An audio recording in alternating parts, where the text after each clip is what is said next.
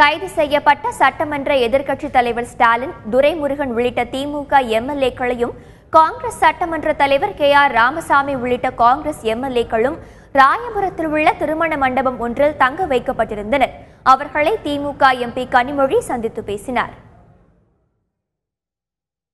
இதனிடையே கைது செய்யப்பட்ட எதிர்க்கட்சித் தலைவர் ஸ்டாலின் உள்ளிட்ட திமுக சட்டமன்ற உறுப்பினர்கள் அனைவரும் பிற்பகல் 3 மணி அளவில் விடுதலை செய்யப்பட்டார்கள். அப்போது செய்தியாளர்களிடம் பேசிய ஸ்டாலின், MLA வீடியோ விவகாரம் தொடர்பாக சட்டப்பேரவையில் நாளையும் பிரச்சனை எழுப்பப்படும் என்று தெரிவித்தார். இன்று எங்களை வெளியேற்றி அதற்கு பிறகு அதை நாங்கள் கண்டித்து சாலை மறியலில் ஈடுபட்ட காரணத்தால்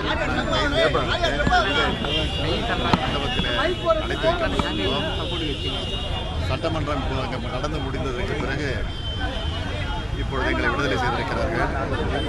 நாளை காலை நிச்சயமாக சட்டமன்றத்திற்கு செல்வோம். மீண்டும்